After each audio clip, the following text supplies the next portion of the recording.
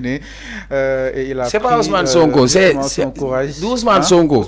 C'est une génération d'Africains qui s'assument, qui sont très fiers d'être des Africains. Oui, qui se battent. Ousmane Sonko n'est que porte-étendard de cet idéal de combat. Sonko n'est que un porte-étendard. C'est le même combat de Thomas Sankara qui nous disait que l'impérialisme est même dans nos assiettes. Même impérialisme culturel, économique. Il faut que nous nous gëm suñu bopp quoi jàmbaar.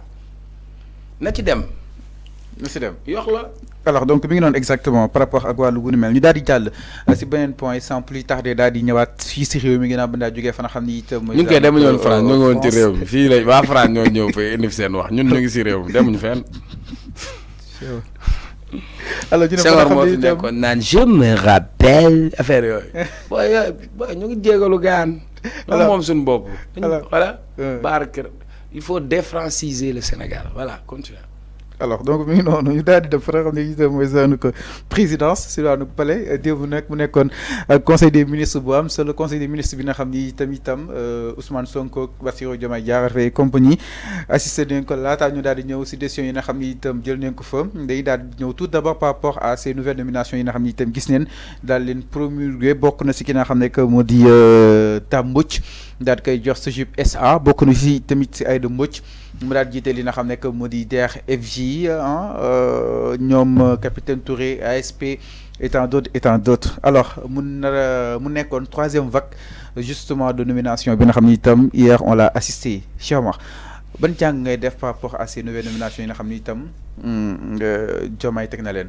waaw waxoon nañ ci il y a 2 semaines man ak yow. dama la ci waxoon laa lay waxaat rek. maanaam ne la civil militaire. le président nomme aux fonctions civiles et militaires.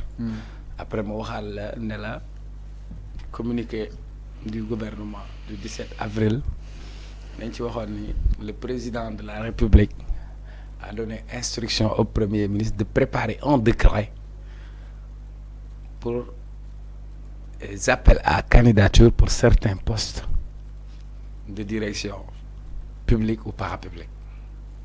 maanaam d'abord il faut mettre un cadre juridique. c'est-à-dire président jox na ndigal premier ministre am ngir mu waajal ab décret moo koy yoonal ngir ñu mën a def appel à candidature ci yenn ci poste yi kon yeneen ci poste yi du dugg appel à candidature Sénégal lañ bëgg polémique. mais poste stratégique. dinaa ñëw justement non dinaa ñëw poste raison de plus.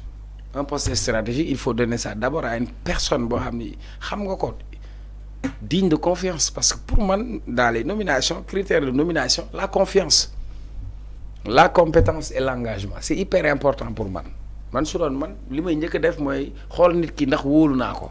parce que li ma ko dénk réew mi man lañ ko dénk bu lajjee man maa lajje kon ne daa am ci moom confiance ba pare la compétence aussi capitaine Touré. C'est un gendarme, il a fait l'armée, il a fait même des interventions militaires en dehors du Sénégal. En matière de sécurité, personne ne me dira qu'il peut-être compétence sur cette question.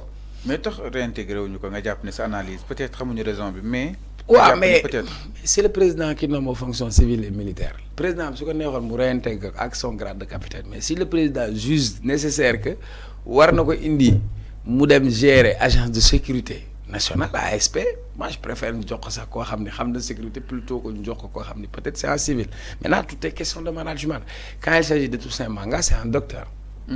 moo tamit jur na coow un docteur. dinaa ñëw on parle de management par exemple moi je suis dans les médias je ne suis pas journaliste j'ai un excellent potentiel en matière de communication mon profil c'est manager. Mon profil, c'est gestion des collectivités territoriales. Tout est question de management. Et quand tu viens, c'est pas la personne. Il y a un cadre, il y a des gens. Donc, je continue si je wax.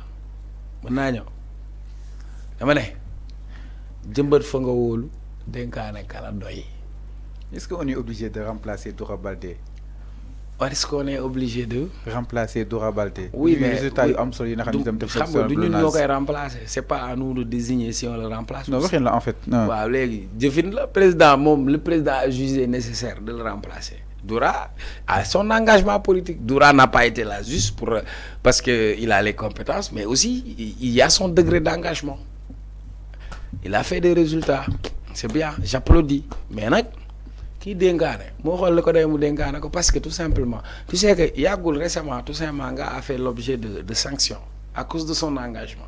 doon xaar ñu yóbbaat ko si structure. alors xaar ma ne déglu ma rek sëñ bi à cause de son engagement il a été sanctionné à cause de son engagement il a fait 1 an en prison. Tous ces gens-là qui parlent ils étaient où moi je connais Toussaint personnellement c'est un ami personnel xam naa ko xam naa nit ku am engagement la. wallahi wal azim bu yàlla rek taxee may wax on a partagé beaucoup de combats sur le plan politique yi ñu mën bokkoon ci ak moom ci ay kuréel mu nekk mel man ma nekk UJTL mais mu am ci structure yi mu nekkoon mu am taxawaay boo xam ne am na ko et aujourd'hui pour man njëkk na bokk si ñi gëmoon ni PDS war na ànd ak Ousmane Sonko ci élection locale quand il l'a fait il a été sanctionné mu génn PDS ñu tëj ko si kaso bi at dem na fi réanimation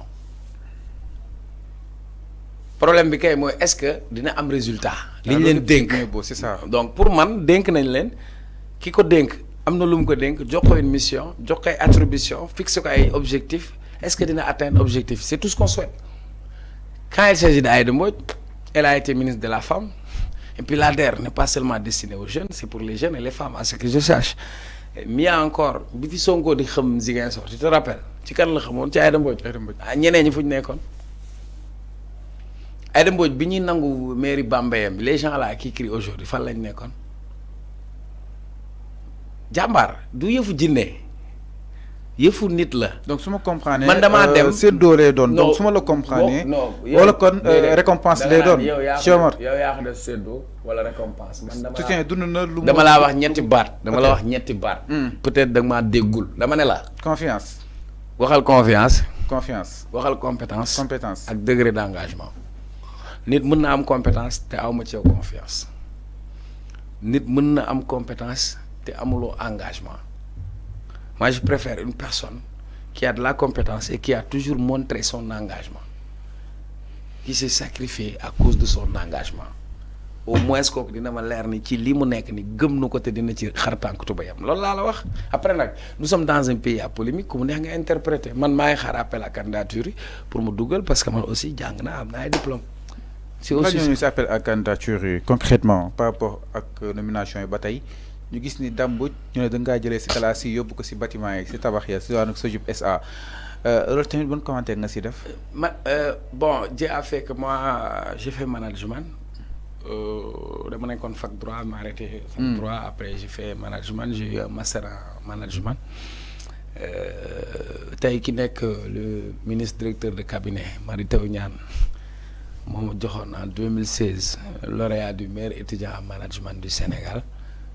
C'est la FEPES, Fédération des écoles de formation professionnelle. Le management d'abord, c'est le cœur. Le management, c'est surtout la capacité d'organiser. Le management, c'est avoir une vision élargie. Le management, c'est pas quelqu'un qui ferme les yeux pour être spécialiste, mais c'est quelqu'un qui peut s'adapter, c'est quelqu'un qui apporte. Donc, il n'y a pas plus ku gën a maîtriser sax mbir mi enseignant jàngalekat. Donc mën nga nekk ci domaine bi ñu yóbbu la ci beneen domaine nga réussir ko ITE par exemple xam nga ITE ki ko jiite woon kan la c'est docteur Eva Marie Coll Seck et pourtant elle a fait d'excellents résultats et médecin la docteur day faj docteur la mais fee dañ ko yóbbu mu doxal ko donc pour man le plus important mooy quelles sont les capacités managériales et pour déterminer les capacités managériales de la personne c'est savoir lan la ci apporter après nag on pourra dire de l'autre côté Dame Mbodj à un moment donné apporter un combat c'est un syndicaliste mu ngi xeex am na engagement. un bon opposant de. il fera un bon opposant. kan Dame Mbodj Dame Mbodj non il n'est plus opposant. su nga ko joxoon su ko joxul woon lii nii. non mais est-ce que moom ñëwoon na laaj def engagé woon pour ñu jox ko parce que ça il faudra inviter Dame Mbodj pour lui demander et pourquoi vouloir faire lui un opposant et puis c'est très clair. Les gens ont élu des gens ne leen gouverner ñii ñu ne leen dem leen ngeen opposé wu ñii toogaguñu amaguñu 44 jours la ñu am tey am ñu toog yor seen soccu di xaar pour ñu lajj yenn à la limite sax c'est de la méchanceté quoi man comprendre ma sax quoi. donc y en a des gens qui oui mais attends man j'ai pas ce problème ñoom lañ dénk réew mi fi ñu leen di xaar mooy dans 5 ans est-ce que li ñu waxoon mate nañ ko est-ce que doxal nañ est-ce que sàcc gi jóge na fi est-ce que ndóol gi xeex nañ ko est-ce que xëy mi dox na su boobaa ñu mën a juger mais loolu la yow balaa ngay et puis c'est comme si ça pose problème non am na marge de manœuvre certains postes la ñu wax appel à candidature d'autres postes ne seront pas appel à candidature yaa xayti mu laana nañ ko bàyyi nag d'autres postes yi moom mu xool ñi ko ci doy mu dénk leen man les postes ça ne m'intéresse pas kan lañ ko jox intéressé ko ma am lu ma intéressé ban impact la am sur le vécu des Sénégalais pour man c'est ça moo ëpp solo mais dëkk polémique quoi. mais quand même ñi doon doxal mënoon leen prolonger exactement. lu tax ñu leen prolonger. ku si mel ni Yakham Mbaye.